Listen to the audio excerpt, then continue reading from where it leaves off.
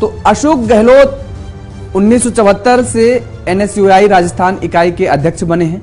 ये बड़े चेहरे आपको दिखा रहे हैं कांग्रेस के, जो कि मैदान में हैं। 1980 जोधपुर से 5 बार सांसद बने, 1980 से लगातार 5 बार सांसद रहे 1980 से, और 1982 में केंद्रीय पर्यटन मंत्री बने। अशोक गहलोत का सियासी सफर वो हम आप तक पहुंचा रहे हैं। क्या कुछ सियासी सफर रहा अशोक गहलोत का, जो कि मुख्यमंत्री हैं राजस्थान के, और वसुंधरा राजे जो कि पूर्व मुख्यमंत्री और बीजेपी की नेता, राजनीति में प्रवेश किया 1984 में और बीजेपी में शामिल हो गई। बड़ा चेहरा राजस्थान का वसुंधरा राजे सिंधिया, भाजपा युवा मोर्चा के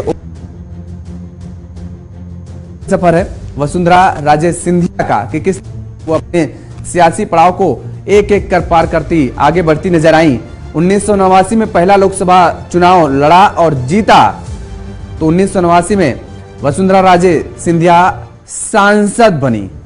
पहली बार 1989 में सांसद चुन करके संसद पहुंची।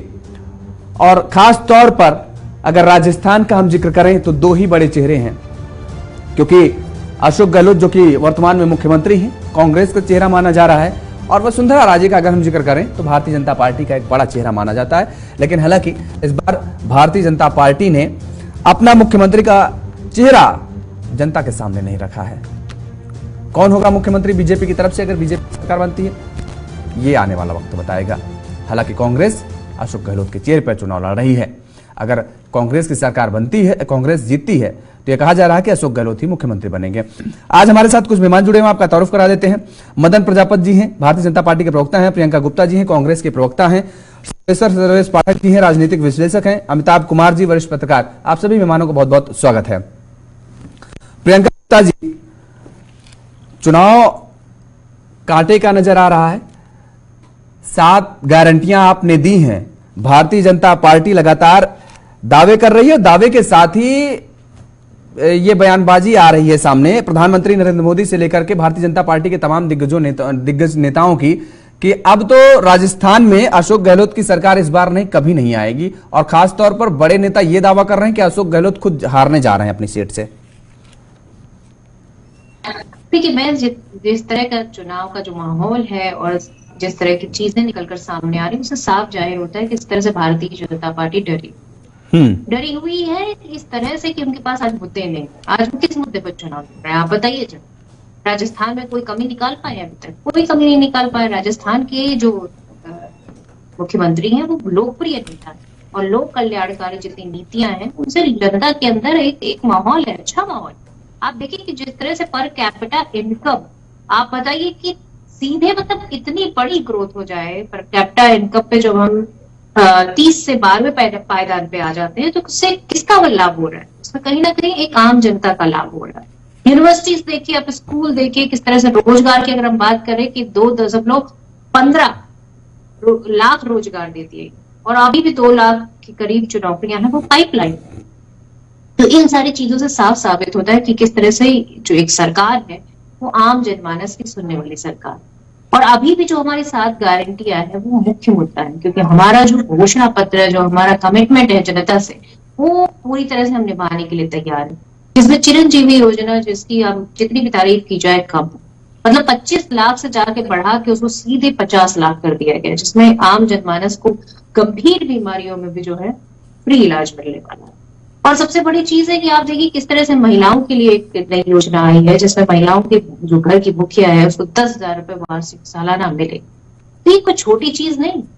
आप ये समझिए कि 400 रुपए का सिलेंडर, जहां भारतीय जनता पार्टी की सरकार है वहां हम 1100 रुपए का सिलेंडर खरीद रहे हैं, और आप राजस्थान में 400 रुपए का सिलेंडर देंगे, तो ये बहुत बड़ी चीज है। और पुरानी पेंशन स्कीम जो मुख्य मुद्दा है, आज सरकारी नौकरी के बाद क्या भविष्य है लोगों का। तो मैं समझती हूँ कि ये सारे मुख्य मुद्दे हैं जिसमें प्रियंका जी, लेकिन सवाल तो यहाँ पर यही उठा रही है। आपने योजनाओं का जो जिक्र किया कि अंतिम 6 महीने के पड़ाव के दौरान ही जब आपको ये लगा कि सब कुछ ठीक नहीं चल रहा है और आने वाले समय में हमारे लिए खतरा हो सकता है, तो आपने 6 महीने के अंदर ये सारी योजनाएं ला दी एक साथ। और उसके बाद जिस तरीके से कांग्रेस के अंदर फूट देखने को मिल रही है, सबसे बड़ी बात, ये नुकसानदेह नहीं आपके लिए साबित होगा? देखिए, मुझे लगता है कि अगर फूट देखने को मिली तो वो कहीं भारतीय जनता पार्टी के बीच में देखने को मिली, जहां ना पहले नेता डिसाइड है, ना मुख्यमंत्री का फेस डिसाइड, जहां का घोषणा पत्र भी डिसाइड नहीं था। तो ये सारी चीजें अगर कमियां देखी जाए तो मुझे लगता है भारतीय जनता पार्टी के खेमे में ज्यादा इनसिक्योरिटी है, और उसे ज्यादा जो है मुझे लग रहा है चिंता है, क्योंकि इस बार जो सरकार है वो फिर से बहुमत के साथ कांग्रेस की बनने वाली है। और न सिर्फ राजस्थान बल्कि मुझे लगता है पूरे 5 राज्यों में बहुमत के साथ सरकार बनाएंगे। और बीजेपी का तो 5 राज्य में 5-0 आने वाला है।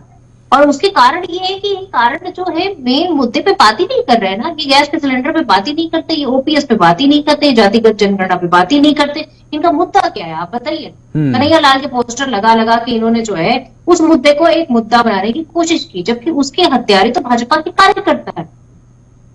और तो मैं समझूं कि जिस तरह से मुद्दा विहीन विपक्ष था वहां पर, उसे साफ जाहिर होता है कि जनता फिर से एक बार मन बना रही है और फिर से बहुमत के साथ जो है कांग्रेस पार्टी को विजयी बनाएगी। और उसका जो घोषणा पत्र है वो जनता के लिए, मदन प्रजापति जी, वो घोषणा पत्र नहीं निकाला जाता है कांग्रेस पार्टी ठीक है, और जो हम वादे करते हैं उसे हम पूरा करते हैं। ठीक है मदन प्रजापति जी, 7 गारंटियां भारी पड़ती नजर आ रही है भारतीय जनता पार्टी पर कांग्रेस की।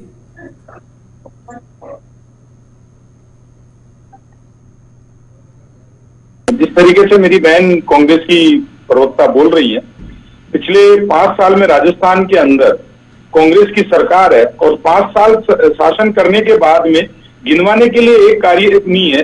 ये देंगे दिया क्या है ये नहीं बताएंगे, देंगे हम 5 साल बाद ये करेंगे, हमने किया क्या ये नहीं बताएंगे। तो राजस्थान में जो पिछले 5 साल में अब तो सिलेंडर दे भी गए 500 रुपए का, क्या दे रहे हैं बीच में। अगर इनके पास और समय चाहिए तो दे दो आप इनको, अगर और समय चाहिए इनको तो दे दो, क्योंकि अब इनके पास समय तो रहेगा। आपको तो ये बता, मैं तो पहले ही बता चुकी हूँ सार्थक बहस करवाना चाहते हो तो ठीक है। अगर आप अब थोड़े संस्कार सिखा दीजिए प्रियंका जी को, मेरे को ज्यादा सही रहेगा कि डिबेट में अगर बैठी है तो संस्कार मुझे लगता है कि भारतीय जनता पार्टी को सीखने की ज्यादा जरूरत पड़ेगी। वो दिख रहे हैं मेरे को प्रियंका जी। योगेश अगर ऐसी बहस करवानी है प्रियंका जी रुक जाइए, एक कमेंट आ जाने दीजिए, 1 सेकंड रुक जाइए। मदन जी अगर ऐसी बहस करवानी है तो मैं वैसे कर लेता हूँ, कोई दिक्कत नहीं, मेरे को आती है ऐसी बहस करना। नहीं हाँ मदन जी बाद में बात रखिए। देखिए योगेश, मैं तो ये कह रहा हूँ कि पिछले 5 साल में जो राजस्थान की सरकार है उसने तुष्टीकरण, महिला अत्याचार, युवाओं के पेपर लीक, राजस्थान की लचर कानून व्यवस्था के लिए जिम्मेदार है। राजस्थान का मुख्यमंत्री 5 साल तक कुंभकर्णीय नींद के अंदर सोए होते हैं, और जब चुनाव आते हैं, जब इनको ध्यान आता है कि हमने तो कुछ ही नहीं किया, तो ये महंगाई राहत कैंप लगाते हैं और महंगाई कम नहीं होती है, महंगाई आपद कैंप होता है। राजस्थान में सबसे महंगा पेट्रोल राजस्थान में बिकता है। महंगाई कम करने की बात करते हैं। राजस्थान में बेरोजगारी 2018 में 3.5%। सच इतना ही कड़वा होता है, 3.5% बेरोजगारी 32% कर दिया, 5.5 रुपए भाग में पैसे कर दिया। सेकंड में नहीं बोल रहे, महंगाई इतना ही होता है। और अब राजस्थान से सरकार की विदाई आ गई है, मैं ये बता सकता हूँ प्रियंका गुप्ता जी, सुनने की अगर आप क्षमता रखते हैं ना तो मैं ये बता सकता हूँ कि जी हमने जनधन योजना 28 अगस्त 2016 को चालू की थी, और जिसमें 3.5 करोड़ लोग राजस्थान के लाभान्वित है। जो कि क्या रहे थे, मैं आपको बार बार अनुरोध कर रहा हूँ, या तो इनकी आवाज बंद कर दो, या तो इनकी आवाज बंद कर दो। मेरे को बोल रहे मेरे समय में बोलिए ना, पहली बार बैठेंगे प्रियंका गुप्ता जी, पहली बार नहीं बैठी हैं, वो बैठती हैं। प्रियंका जी 1 सेकंड दे, प्रियंका जी 1 सेकंड दे, प्रियंका जी 10 सेकंड दीजिए, मैं आपके पास आता हूँ। प्रियंका जी मैं सेकंड राउंड में आपके पास आता हूँ, सेकंड राउंड में आपके पास आता हूँ, अपनी बात रख लेने दीजिए। मदन जी को अपनी बात रख लेने दीजिए। मदन जी महिलाओं के साथ होता है, राजस्थान का मुख्यमंत्री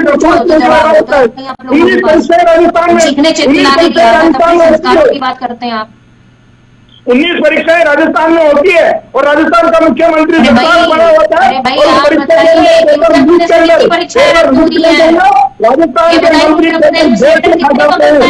और आपकी सरकार है कि नहीं है?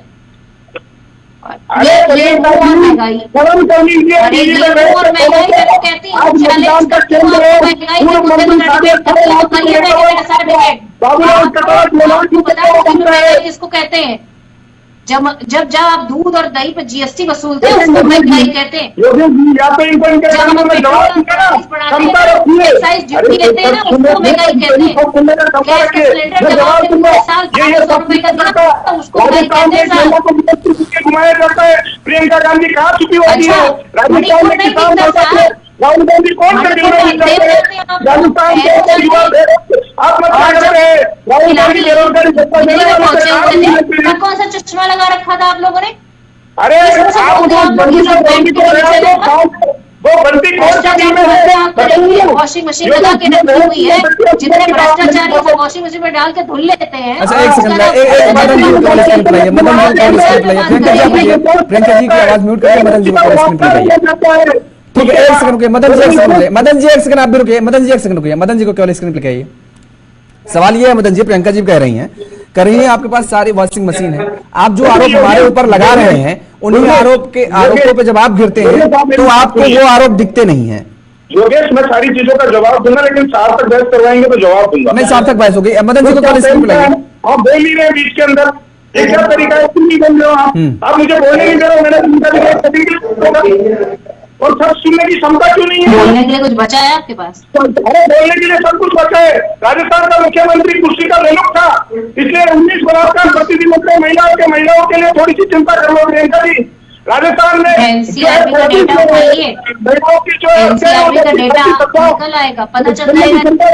राजस्थान के मुख्यमंत्री और राजस्थान के मंत्री जो है युवाओं का पेपर बेच के तिजोरियां भर लेते हैं, शर्म करने की बात है। और राजस्थान का मुख्यमंत्री दरख्वास्त बन के बैठा रहता है। राजस्थान में एक महिला का पहले अपहरण किया जाता है, सामूहिक बलात्कार किया जाता है, फिर उसको तेजाब डाल के मारा जाता है, फिर नहीं मरती तो कुएं में डाल दिया जाता है और राजस्थान का मुख्यमंत्री दरख्वास्त बना रहता है। राजस्थान में खाजूवाला में एक बच्ची के साथ सामूहिक बलात्कार किया जाता है, उसके बाद जो है बलात्कारियों को संरक्षण पुलिस दे देती है और राजस्थान का मुख्यमंत्री दरख्वास्त बना रहता है। राजस्थान में तुष्टिकरण होता है, कन्हैया लाल का गला लग दिया जाता है। राजस्थान का मुख्यमंत्री उसमें तो ये आरोप यही लगा रहे हैं मदन जी, आरोप क्यों लगाया जा रहा है? बीजेपी का कार्यकर्ता था। जैसे बोलने वालों को जेल में डाला जाता है और जब उनके पास तभी दोनों लोगों को रोकेंगे। मदन जी आप रोकिए, दोनों लोगों को रोकेंगे, दोनों लोगों। सर्वेश जी कुछ कहना चाह रहे हैं, आप बोलिए। आपने दोनों लोगों की प्रतिक्रियाएं सुनी, अगर राजस्थान का जिक्र करें तो आपको क्या नजर आ रहा है, क्या तस्वीर नजर आ रही है वहां पर? राजस्थान में जो है 5 साल कांग्रेस 5 साल बीजेपी। हाँ। कांग्रेस को अगर बीजेपी के 5 साल के पुराने 2018 से पहले शासन काल में अगर कुछ भी भ्रष्टाचार लगा, जैसा कि अभी कांग्रेस के प्रवक्ता कह रहे थे कि ये बीजेपी का वॉशिंग मशीन है, सब धुल जाते, ये होता है, तो भैया आपकी सरकार सो रही थी 5 साल में। वसुंधरा राजे की सरकार ने जो भी घोटाले भ्रष्टाचार जो भी मंत्रियों ने किया, क्यों नहीं एक पे भी आपने कार्रवाई की? आप इतनी निकम्मी सरकार क्यों चला रही थी? दूसरी बात कि आप खुद महिला हैं, आपको शर्म नहीं आती है कि राजस्थान पूरे भारतवर्ष का रेप कैपिटल बन चुका है, रेप स्टेट बन चुका है। वहां पे महिलाओं पे जितनी अत्याचार हुई है, जितने लड़कियों को रेप का शिकार होना पड़ा है। आपकी माननीय, आपका भी नाम प्रियंका जी है, आपकी प्रियंका गांधी जी तो उन्नाव हाथरस दौड़ जाती थी जहां पे बीजेपी का शासन है। एक बार भी किसी भी रेप विक्टिम के क्यों नहीं गई? वहां पे भी दलित रेप विक्टिम हजारों की संख्या में हुए हैं, लेकिन प्रियंका जी नहीं गई। दूसरी बात योगेश, यहाँ पे देखने वाली बात है कि 5 साल इनकी सरकार रही, ये बीजेपी पे आरोप लगाते हैं भ्रष्टाचार का। अशोक गहलोत जी ने क्यों नहीं किसी भी बीजेपी के मंत्री को जेल में डाला जिसने 5 साल पहले भ्रष्टाचार किया था? दूसरी बात, आप महिलाओं को सुरक्षा देने में नाकाम रहे। अगर कोई बोलता है तो सर तन से जुदा होने का सीधा वहां पे प्रमाण मिलता है। हिंदू रामनवमी पे जुलूस नहीं निकाल सकते हैं, वहीं मुहर्रम पे तो मुसलमान तजिया लेके निकलते हैं। एक भी हिंदू बहुल क्षेत्र जहां रहता है वहां से कुछ भी ऐसी घटनाएं नहीं होती है। आखिर ऐसी घटनाएं मुस्लिम क्षेत्र से होती है तो उस पर उचित कार्रवाई क्यों नहीं की जाती है? मात्र 9% मुसलमान है राजस्थान की टोटल जनसंख्या में। आज देखिए, आज वोट अब ऑलमोस्ट खत्म हो चुका है पूरे राजस्थान में और 2 करोड़ 53 लाख महिलाएं वहां पे वोटर्स थी आज। जहां पुरुष वोटर 2,74,00,000 थे। उन महिलाओं की सुरक्षा के लिए गहलोत सरकार ने क्या किया? आखिर महिलाओं पे इतनी वहां पे जो क्रिमिनल जो रेप के केसेस 4 हुए, महिलाओं पे अत्याचार के केसेस, आखिर 5 साल में गहलोत सरकार ने क्यों नहीं रोक पाई? सबसे बड़ी बात है। दूसरी सबसे बड़ी बात है कि अगर आपने अच्छा विकास किया होगा तो आप रिवाज बदल देंगे राजस्थान का। जो पहले वहां पे था कि 5 साल बीजेपी 5 साल कांग्रेस, अगर 5 तो साल कांग्रेस कह रही कि रिवाज बदलने जा रहे हैं। अब वही हाल बीजेपी कहने जा रही थी हिमाचल में, लेकिन नहीं बदल पाया ना।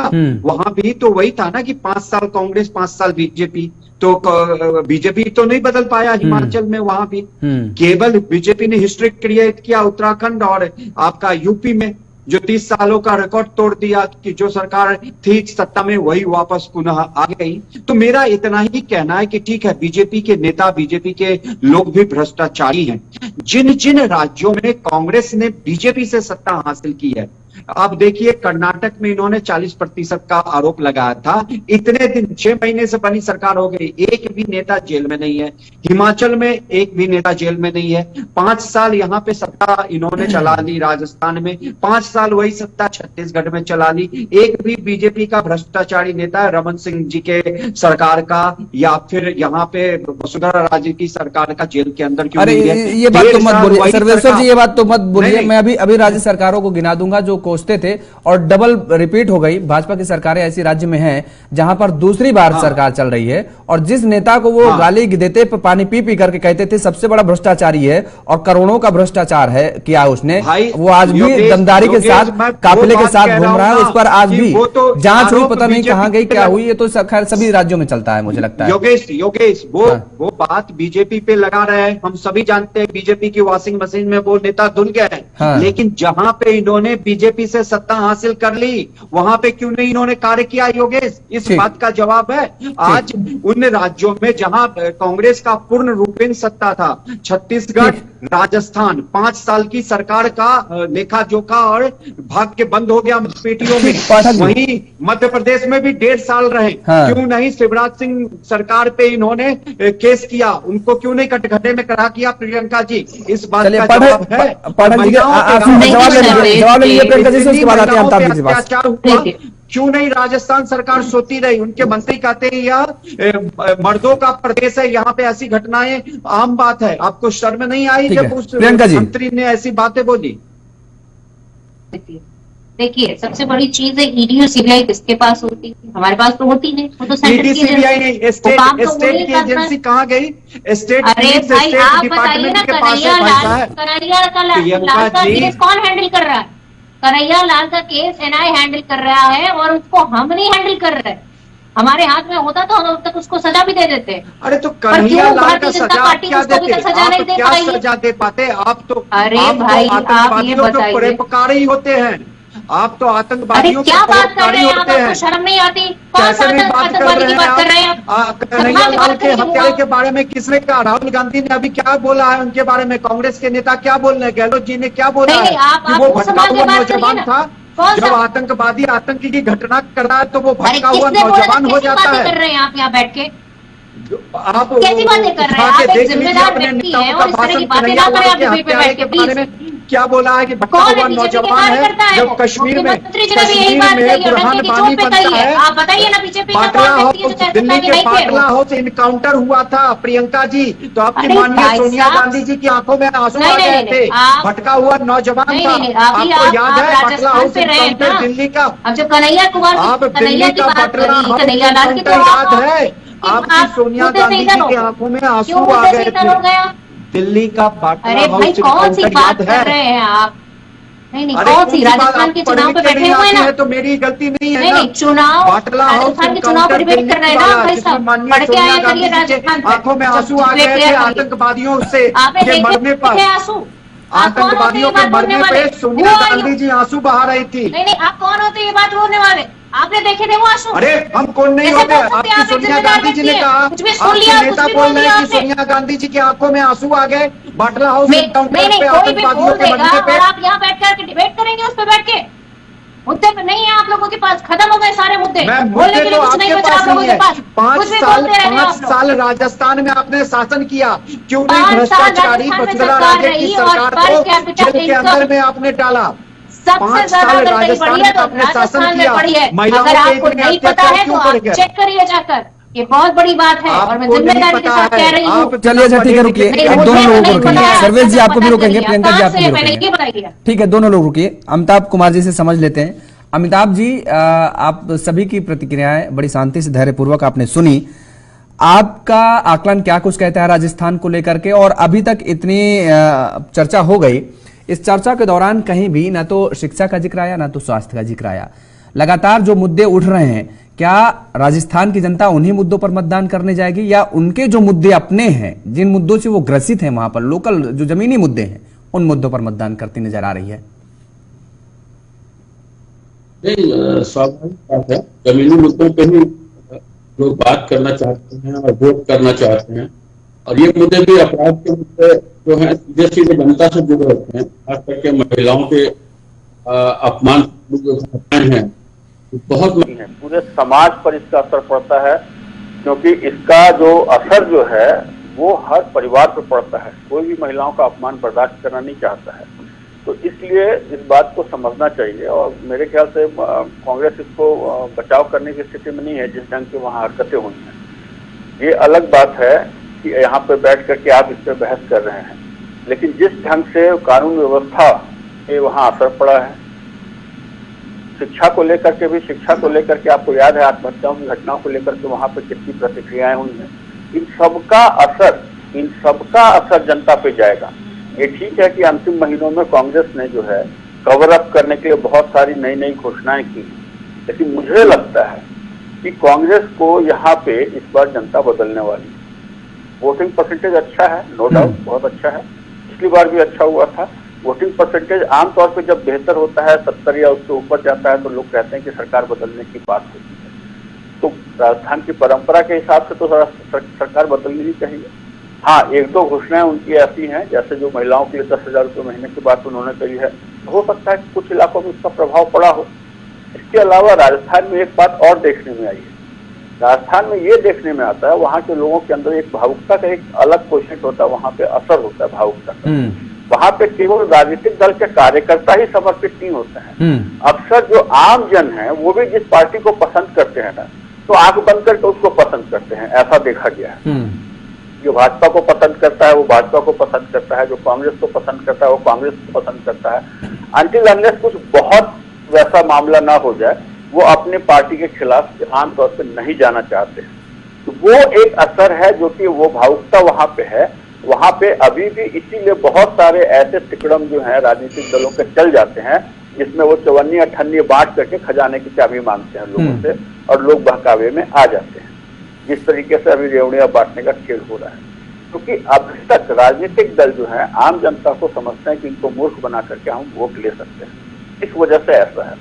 लेकिन मुझे लगता है कि अब जो नई पीढ़ी आ रही है और जो सोशल मीडिया की वजह से जो लोगों के अंदर एक जागरूकता, एक संचार आया है, और बहुत सारी ऐसी बातें जो छुप जाया करती थी, दब जाया करती थी, बहुत से मामलों में मेन स्ट्रीम मीडिया को कंट्रोल करके या पटा करके ये लोग चाहते थे कि हम आम जनता तक वैसी सूचनाएं नहीं पहुंचने दें जिसमें नेताओं के भ्रष्टाचार या उनकी गलत हरकतें, उनके अकूत धन संपत्ति, काले ढंग से कमाई हुई धन संपत्ति, इन सबकी जानकारी ना पहुंचे।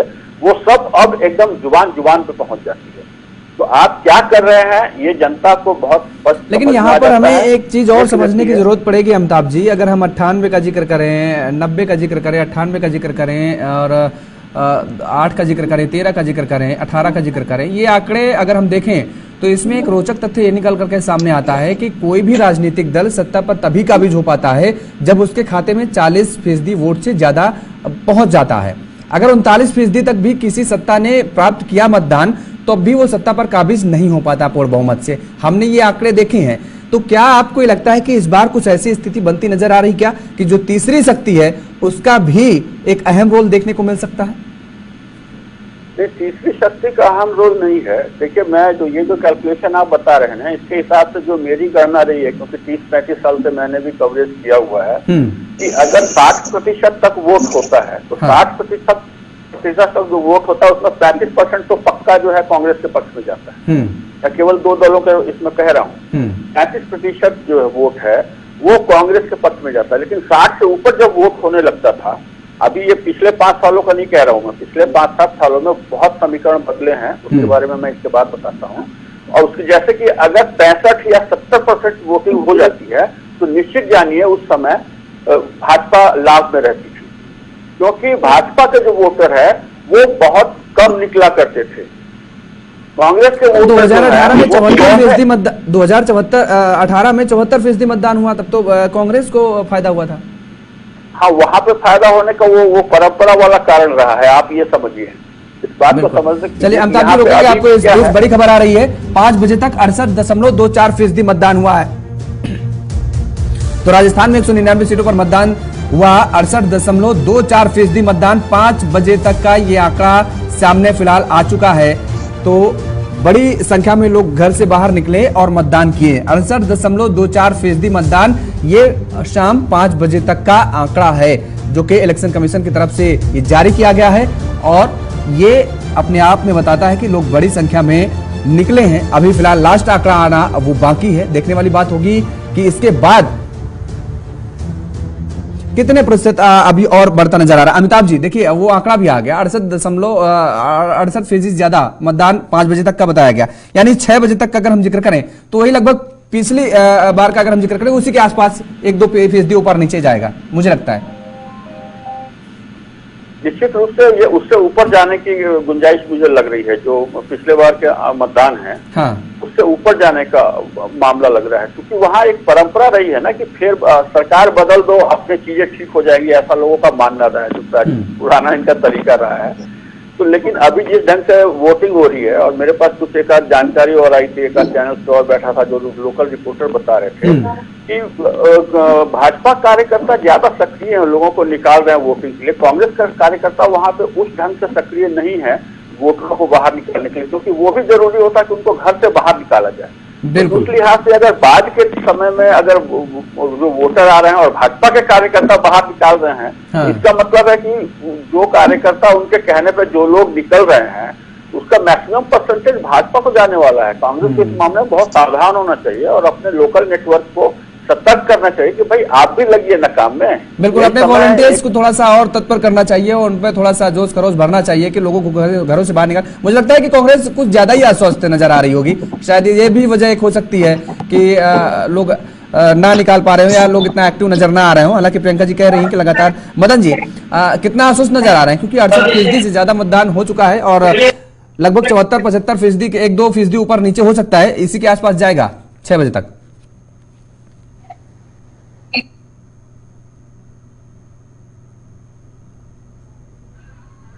मदन जी आवाज नहीं आ रही, आपने म्यूट कर रखा है शायद, आप देखिए अपना। मैं समझता हूं निश्चित रूप से जो है योगेश, ये चीज जो है मतदान सभी को करना चाहिए, वोटिंग परसेंटेज बढ़ना चाहिए और अपने मत का प्रयोग करके एक स्वच्छ और ईमानदार सरकार बनानी चाहिए। मैं भी अमिताभ जी को सुन रहा था, उन्होंने बहुत अच्छी बात बोली कि भारतीय जनता पार्टी का कार्यकर्ता कांग्रेस का नहीं दिख रहा। तो अमिताभ जी, कांग्रेस के पास कार्यकर्ता नहीं है, के पास में कार्यकर्ता इसलिए नहीं कि 5 साल तक प्रदेश अध्यक्ष अपनी कार्यकारिणी की घोषणा नहीं कर पाता है और वो जो कहता है कि जो बने वो सिफारिश से बने। यहाँ कार्यकर्ता है, संगठन है, देश प्रमुख से लेके बूथ से लेके मंडल और प्रदेश तक के कार्यकर्ता है, इनके पास कार्यकर्ताओं की कमी नहीं। और ये भी है कि अभी जो भाषण दे रहे थे कि कोटा के अंदर भाषण रैली बंद करनी पड़ती है क्योंकि जनता नहीं पहुंचती है, 12 के अंदर खाली कुर्सियों को भाषण दे रहे होते हैं, रामनिवास गार्डन में मुख्यमंत्री खाली कुर्सियों को भाषण दे रहे होते हैं और राष्ट्रीय अध्यक्ष जो है मल्लिकार्जुन खड़गे वो खाली कुर्सियों को भाषण दे रहे होते हैं। मेरी बहन प्रियंका जी अभी कह रहे थे कि हम ऐसे करते हैं, भ्रम में मत रहिए कि कांग्रेस के पास कार्यकर्ता नहीं है, इस भ्रम में बिल्कुल मत रहिए। आप लोग आपके कार्यकर्ता जरूर कुछ जगह सक्रिय है, भाजपा सक्रिय नजर, भाजपा के कार्यकर्ता ही कांग्रेस के कार्यकर्ता भी हैं, लेकिन उनका अपना तकनीक है, अपने ढंग से चुनाव लड़ते हैं। नहीं, मैंने आप जी राजस्थान में देखा है, मैंने जो राजस्थान में मैंने कई बार सुना है, जो एक बार जब राहुल गांधी को ईडी लेके गई थी पूछताछ के लिए, तो इन्होंने धरना प्रदर्शन करा था, जब इन्होंने कहा था कि मंत्री आती है, तेज आता है, जनता नहीं आती है या कार्यकर्ता नहीं आता है, तो उनके उसमें भी नहीं थे। मुख्यमंत्री जी भी खाली कुर्सियां शायद होता था, मैंने तो देखी है। राजस्थान के मुख्यमंत्री खाली कुर्सियों को भाषण दे रहे थे 12 में 2 दिन पहले, उससे पहले रामलीला गार्डन में खाली कुर्सियों। आप एक बात सुन लीजिए, आप इतनी बातें आप कह रहे हैं, एक बात हमारी भी सुन लीजिए। जिस तरीके से भाजपा के पास अपना संगठन आरएसएस है ना, कांग्रेस के पास भी एक संगठन हुआ करता था सेवा दल। कांग्रेस ने जितनी उपेक्षा सेवा दल की और आज देश भर में सेवा दल का संगठन बिखर सा गया है, तो बहुत बड़ा नुकसान कांग्रेस ने किया है, क्योंकि बहुत ही ये लोग आत्मकेंद्रित हो गए और बहुत ही मतलब आला कमान पे ही बहुत कुछ चला गया था। हालांकि अशोक गहलोत ने आला कमान के बजाय राजस्थान में अपनी काफी अच्छी पकड़ बनाई है इस दौरान, इसमें दो राय नहीं है। लेकिन सेवा दल का खत्म होना जो है वो इनके लिए सबसे बड़ा नुकसानदायक है कांग्रेस। देखिए अमिताभ जी, राजस्थान की एक छोटी सी चीज बताता हूं मैं आपको। राजस्थान में कांग्रेस की स्थिति है कि कमजोर राष्ट्रीय अध्यक्ष, लाचार प्रदेश अध्यक्ष, निकम्मा मुख्यमंत्री राजस्थान का, जो आंख पे पट्टी बांध के बैठा रहता है, जनता के भ्रष्टाचार को देखता है, और हताश कार्यकर्ता, निराश जनता, ये राजस्थान की परिप्रेक्ष्य है। लाचार राष्ट्रीय अध्यक्ष इसलिए बोल रहा हूँ कि 25 अगस्त को पैरेलल मीटिंग करा देते हैं सीएलपी की, और राष्ट्रीय अध्यक्ष जो है वो किसी तरीके की कार्रवाई करने में सक्षम नहीं होता है। लाचार मैं इसलिए बता रहा हूँ प्रदेश अध्यक्ष को कि 5 साल तक वो कार्यकारिणी नहीं बनाता है और 84 सचिवों की सूची जारी करता है, जिसको केंद्रीय नेतृत्व रोक देता है। निकम्मा मैं इसलिए बता रहा हूँ प्रदेश अध्यक्ष को कि राजस्थान में महिलाओं को 19 बलात्कार होते हैं, महिला को निवस्त्र करके घुमाया जाता है, कई बच्ची को बलात्कार करके बत्ती में जला दिया जाता है, कई महिला को अपहरण करके सामूहिक बलात्कार हो जाता है। उसके बाद भी राजस्थान का मुख्यमंत्री धृतराष्ट्र बन के बैठा रहता है। राजस्थान में 19 परीक्षाएं होती है, पेपर लीक हो जाते हैं, और पेपर लीक के अंदर सरकार के खुद के मंत्री और विधायक और अधिकारी युक्त पाए जाते हैं। भ्रष्टाचार ऐसा आप जो बातें गिना रहे हैं, जो अपराध गिना रहे हैं, जो बातें आप गिना रहे हैं, अपराध गिना रहे हैं, उसमें प्रशासन का बहुत होता है। और ऐसा नहीं कि भाजपा के राज में प्रशासन बहुत चुस्त और सतर्क हुआ करता था और अपराध की घटनाएं रुक जाती थी, ऐसा नहीं होता था। आप लोगों में तो बहुत कमियां और इसीलिए सरकार बदल गई थी। आप इनको भी बोल सकते, आप सुनिए, दोनों दलों के लिए मुश्किल है कि प्रशासन को ठीक नहीं करते, प्रशासन उतना ही घटिया रहता है, इसकी वजह से सरकारें बदल जाती हैं। आपको इस बात को मानना पड़ेगा, वहां पे आपको बहुत काम करने की जरूरत है। नेताओं से सरकार नहीं चलती है। मुख्यमंत्री राजस्थान के मुख्यमंत्री जो है वो गृह मंत्री भी है, और कठोर निर्णय इसलिए नहीं ले पाए क्योंकि राजस्थान में लड़ाई चल रही थी कुर्सी की, रसाकसी के कारण। एक कुर्सी पे बना रहना चाहता था और दूसरा कुर्सी से गिराना चाहता था, इसलिए राजस्थान के मुख्यमंत्री ने मिनी मुख्यमंत्री जो है मुख्यमंत्री स्थापित कर दी है। और वो कुर्सी की लालच रहती थी कि अपने सहयोगी को गद्दार, निकम्मा, नकारा, निकृष्ट और अंग्रेजी बोलने वाला बता दिया। और अब कुर्सी पाने के लिए 2 दिन पहले उसी निकम्मे आदमी का ट्वीट कर रहे हो आप। तो ये मतलब अपना कद नहीं देख रहे हैं कि ये कद क्या है इनका, और लड़ाई में आप भी हमेशा रहे भाई, ऐसा नहीं है। कम से कम प्रवक्ताओं को अपना कद देखना चाहिए, उसके बाद किसी को निकम्मा, नकारा और इस तरह की बातें। मुझे लगता है नहीं, आपके पास मुद्दे तो बचे नहीं है, इस तरह की भाषा का इस्तेमाल आप कर रहे हैं। मुझे लगता है कि आपको पहले थोड़ा सा अपनी गरिमा का भी ध्यान रखना चाहिए कि आप किससे क्या, किस लहजे में बात कर रहे हैं, किसको क्या कह रहे हैं। अरे भाई साहब, कम से कम थोड़ा अपना कद भी देखा करिए। और 3 तारीख दूर नहीं है, 3 तारीख को जनता बता देगी। ये जो महिलाएं बढ़ चढ़कर वोट डालने गई है ना, ये हकीकत है कि महिलाएं इस बार किस स्कीम पर वोट डालेंगी। महिलाएं 400 रुपए के सिलेंडर बढ़ा, आपको बाहर करेंगे सरकार से। ये महिलाएं जिनके खातों में 10,000 रुपए वार्षिक जाएगा ना, वो आपको बताएंगी कि क्या होता है। युवाओं के भविष्य के लिए 100% कंप्लेन दर्ज होती है। अगर उत्तर प्रदेश में चले जाइए, एक लड़की कंप्लेन लिखाने जाएगी तो उसकी कंप्लेन नहीं लिखी जाएगी। राजस्थान एक ऐसा प्रदेश है जहाँ 100% कंप्लेन दर्ज होती है महिलाओं के क्राइम की। आप कुछ भी नहीं है इस टीवी चैनल पे बैठ के आप एक उपलब्धि 5 साल की गिनवा दी सकती सरकार की, मैं गिनवा दे अरे भाई एक उपलब्धि क्या, मैं तो पूरी लिस्ट लेके आई हूँ गिनवाने के लिए। 3 करोड़ लोग बताइए ना, आपने कौन से स्टेट का जीडीपी जो है, नहीं पर कैपिटा इनकम के बारे में बता दीजिए, आप महंगाई पे डिस्कशन कर लीजिए, आप बेरोजगारी पे डिस्कशन कर लीजिए, किसी मुद्दे पे आप बोलने लायक है नहीं। 2019 को किसान सम्मान निधि आप किस स्टेट से कंपेयर करेंगे राजस्थान को, जरा बताइए, आप किस स्टेट से कंपेयर करेंगे राजस्थान? बताइए ना, एक स्टेट है आपके पास? 18 फरवरी 2016 में चालू की थी और राजस्थान के 17 करोड़ सुनाई नहीं दे रहा है, क्या बोला जाए? बता देता हूँ कि राजस्थान भाषण लिख के लाए, वही पढ़ते चले जा रहे हैं। वो चालू की 16 फरवरी 2016 को और राजस्थान में 54 लाख किसानों को इसका लाभ मिल चुका है। मैं बता सकता हूँ प्रधानमंत्री आवास योजना चालू की गई थी 15 जून 2015 के अंदर और राजस्थान के जो है 1.5 लाख रुपए का लाभ मिल रहा था और 90% कार्य पूरा हो चुका है। 20 लाख घर बनवा चुके हैं राजस्थान में। किसान का फोटो लगाया गया था, उस किसान को ये फोटो लगाया गया था, उसके बाद उस किसान ने आकर खंडन किया कि ये भैया मुझे तो कर्जमाफी हो गई है। 50,000 शौचालय बनवा दिए हमने राजस्थान के जल जीवन 15 अगस्त 2019 में तो सरेआम पकड़ा जा रहा है। को हमने शुद्ध नल से जल के लिए जोड़ दिया है, भारत सरकार ने। दीनदयाल क्या झूठी बातें ज्योति योजना के तहत 50,000 गाँव बंद करिए, 3 तारीख को आपको पता चल जाएगा आप सत्ता से बेदखल हो चुके हैं, ना आपके पास जनता के लिए, ना कोई नियत है जनता के लिए, आप जनता के लिए काम नहीं करना चाहते।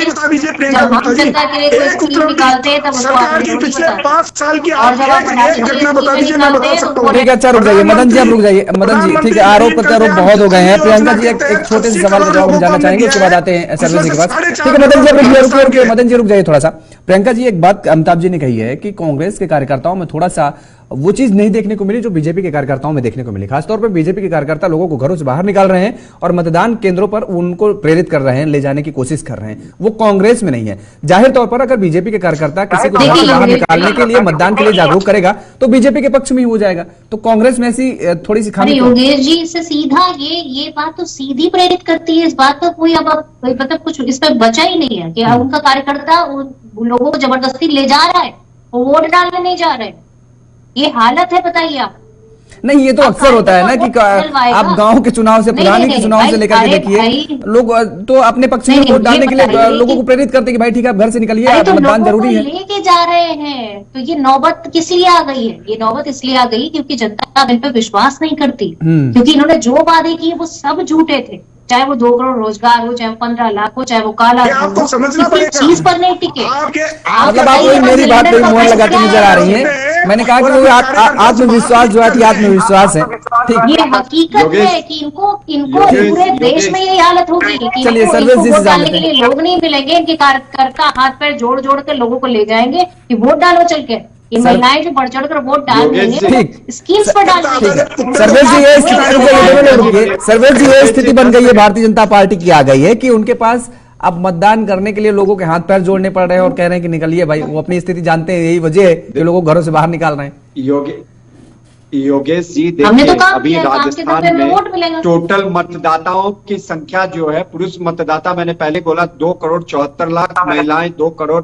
हाँ वो मैं फ्लैश कर रहा हूँ टीवी स्क्रीन पे, वो टीम हमारी फ्लैश कर रही है कितने मतदाता वहां पर है। हाँ सबसे बड़ी बात है योगेश जी कि अभी प्रियंका जी कह रही हैं कि ये स्थिति आगे जबरदस्ती ले जा रही। प्रियंका जी अभी वरिष्ठ पत्रकार महोदय जी ने बताया कि कांग्रेस का सेवा दल समाप्त हो गया।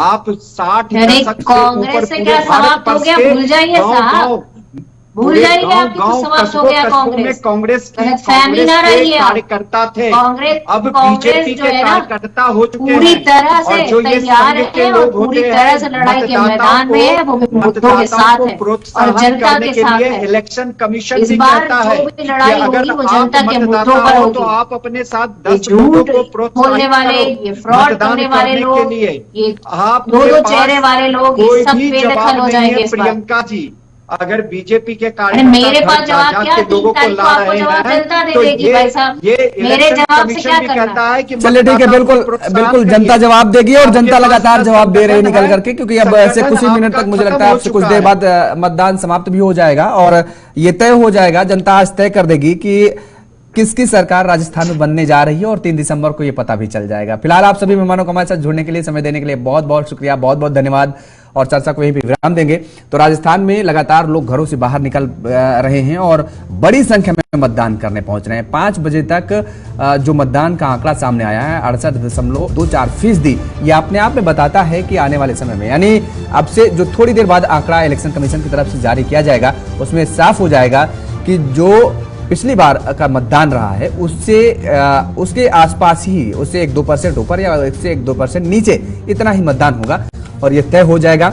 आज सभी का सियासी जो भविष्य है वो मतपेटियों में कैद हो जाएगा और 3 दिसंबर को ये मतपेटियां खुलेंगी तो पता चलेगा कि कौन राजस्थान पर सत्ता पर काबिज होगा। मेरे साथ फिलहाल इतना ही, खबरों पे आप देखते रहिए JK24 न्यूज। नमस्कार।